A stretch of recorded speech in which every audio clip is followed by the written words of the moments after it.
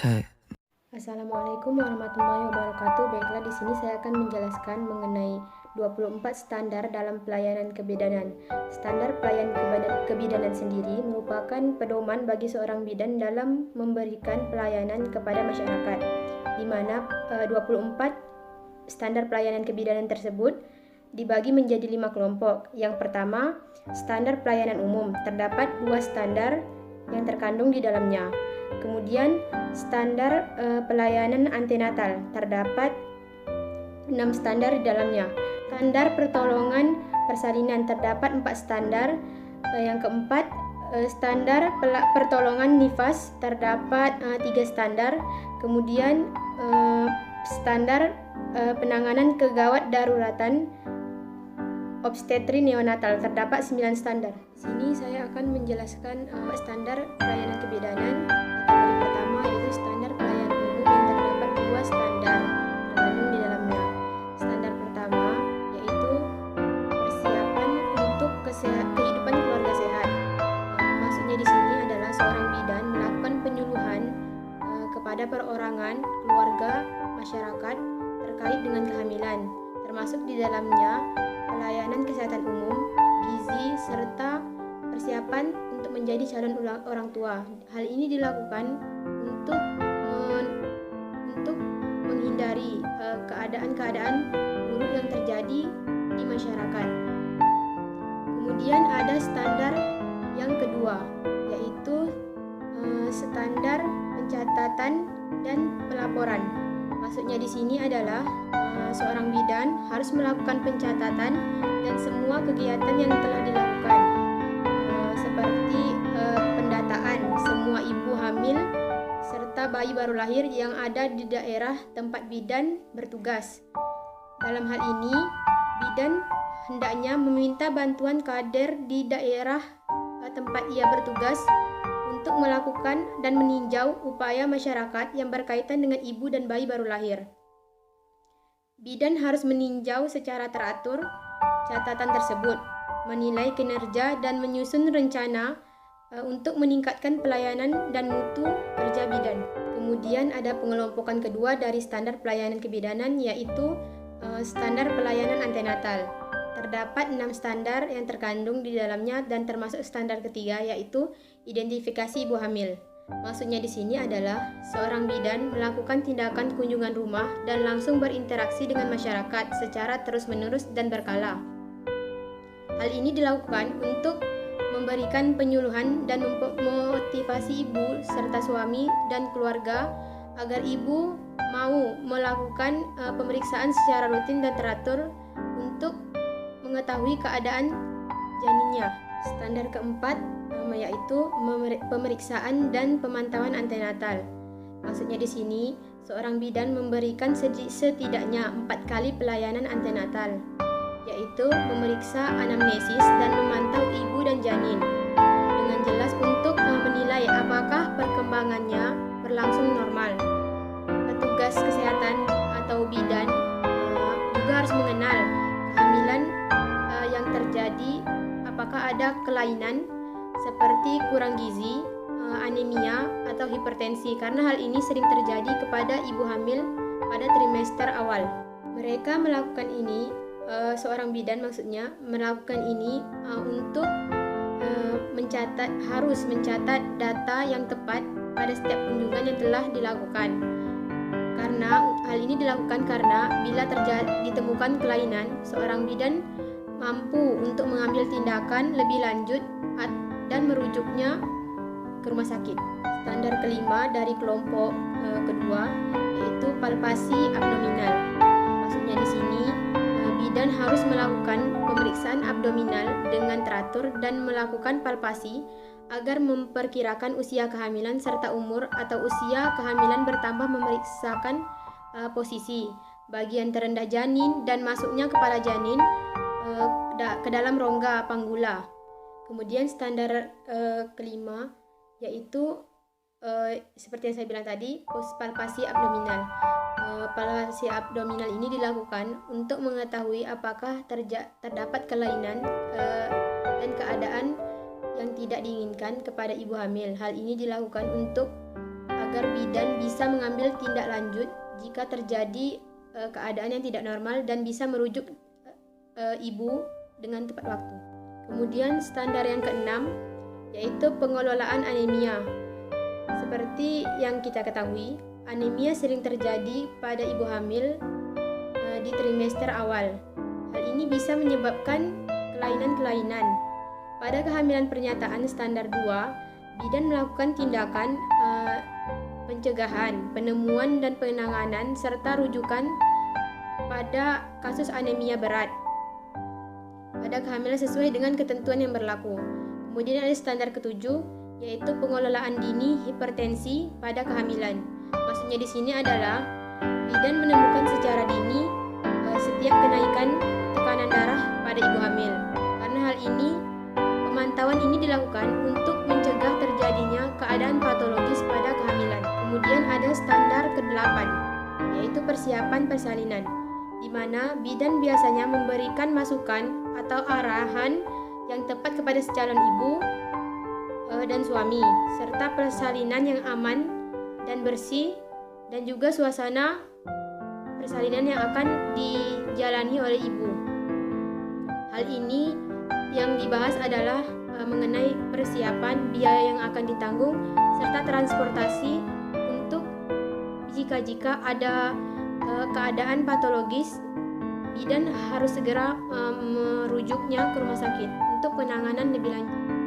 Yang ketiga dari standar pelayanan kebidanan termasuk dalam yaitu standar pertolongan persalinan. Terdapat 4 standar yang termasuk dalam standar ke-9, asuhan persalinan kala 1. Maksudnya di sini seorang bidan menilai secara teratur dan tepat bahwa persalinan sudah dimulai dan kemudian memberikan asuhan serta pemantauan yang memadai.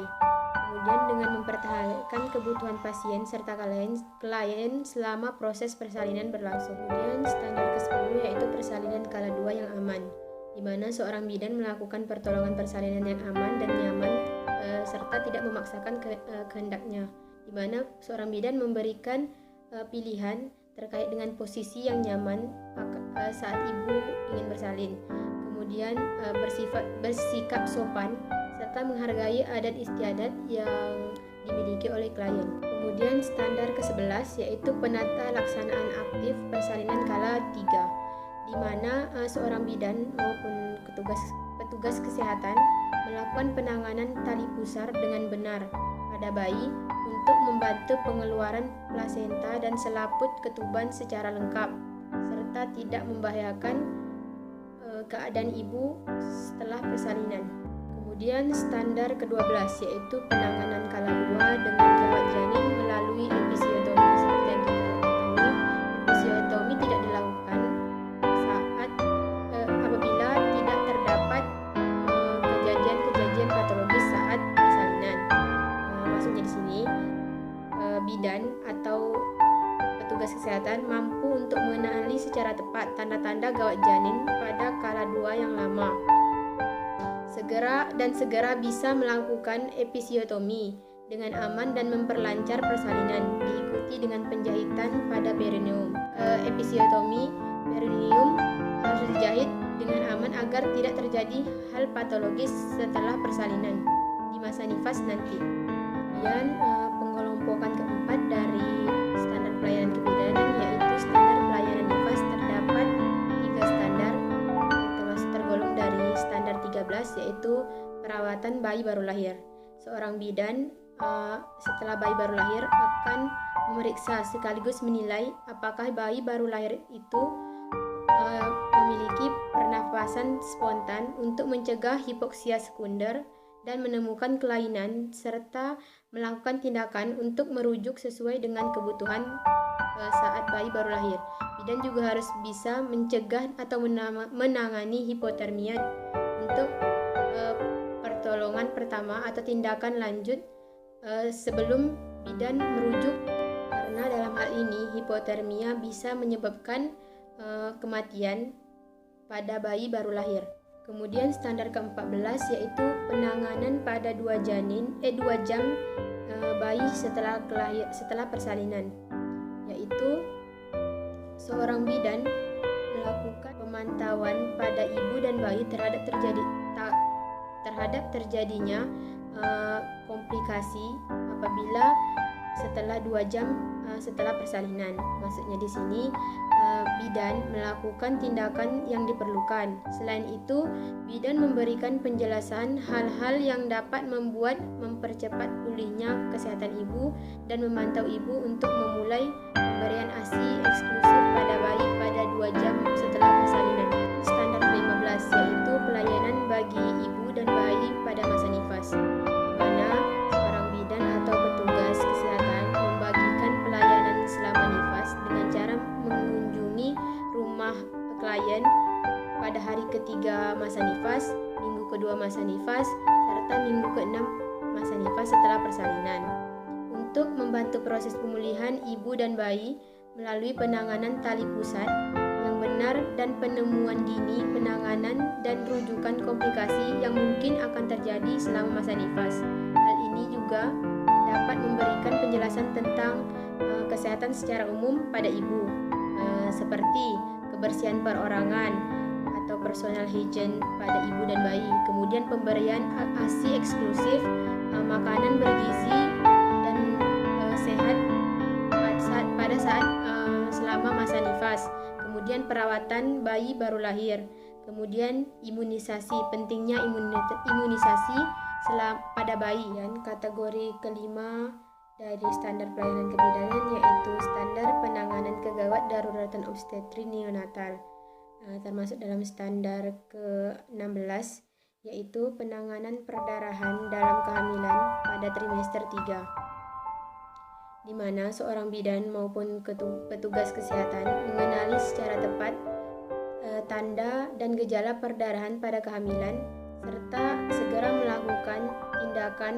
pertolongan pertama dan kemudian melakukan rujukan. Kemudian standar ke-17 yaitu penanganan kegawat daruratan pada eklamsia kehamilan, di mana bidan harus mengenali secara tepat tanda dan gejala eklamsia yang dapat mengancam ibu hamil serta bisa merujuknya dan memberikan pertolongan pertama. Standar ke-18 yaitu penanganan kegawat daruratan partus lama atau partus macet.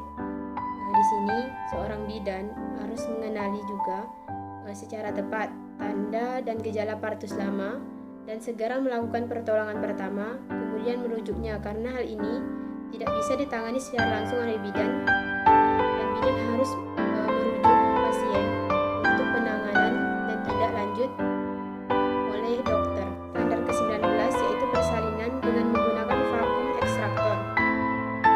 Bidan bisa menggunakan vakum ekstraktor apabila terjadi keadaan-keadaan yang di luar keadaan normal. Maksudnya di sini di luar keadaan normal, penggunaan vakum ekstraktor digunakan harus secara dengan waktu yang tepat dan benar untuk memberikan pertolongan persalinan dengan memastikan keamanan ibu dan janin. Standar ke-20 yaitu penanganan resensio plasenta, di mana keadaan plasenta kurang normal. Seorang bidan harus mampu mengenalinya dan secepatnya memberikan pertolongan pertama agar tidak terjadi hal-hal patologis yang tidak diinginkan. Dalam hal ini bisa terjadi perdarahan dan seorang bidan harus mampu menangani perdarahan tersebut. Standar 21 yaitu penanganan perdarahan postpartum primer, di mana seorang bidan mampu mengenali perdarahan yang berlebihan dalam 24 jam pertama setelah persalinan. Maksudnya ini adalah perdarahan postpartum primer, dan segera melakukan pertolongan pertama untuk mengendalikan perdarahan tersebut. Selanjutnya standar ke-22, penanganan perdarahan pada postpartum sekunder. Bidan mampu mengenali secara tepat dan sedini mungkin tanda-tanda yang muncul pada gejala perdarahan postpartum sekunder dan bisa melakukan pertolongan pertama serta melakukan rujukan secara tepat, karena hal ini tidak bisa dilakukan oleh seorang bidan dan bukan merupakan kendali seorang bidan. Oleh sebab itu seorang bidan harus melakukan rujukan kepada rumah sakit untuk penanganan lebih lanjut. Kemudian standar ke-23, penanganan sepsis puerperalis. Dalam hal ini, sepsis puerperalis yang terjadi di masa neonatal, seorang bidan harus mampu menemukan dan mengetahui gejala dari sepsis puerperalis ini, serta bisa melakukan pertolongan pertama dan melakukan rujukan. Dan yang terakhir yaitu standar ke-24 dari standar pelayanan kebidanan, yaitu penanganan asfikasi neonatrum. Seorang bidan harus mengenali dengan tepat bayi baru lahir dengan asfiksia, serta melakukan resusitasi secepatnya dan mengusahakan bantuan medis, serta diperlukan memberikan perawatan lebih lanjut kepada bayi dengan cara merujuknya, karena seorang bidan hanya dapat menangani kasus-kasus normal pada saat kehamilan maupun masa nifas serta pada bayi baru lahir. Baiklah, cukup sekian yang dapat saya sampaikan terkait pelayanan kebidanan. Yang benar datangnya dari Allah dan yang salah datangnya dari saya sendiri. Apabila terdapat kekurangan, saya mohon maaf. Wabillahi taufik wal hidayah. Wassalamualaikum warahmatullahi wabarakatuh. 谢谢，danke schön，ありがとう。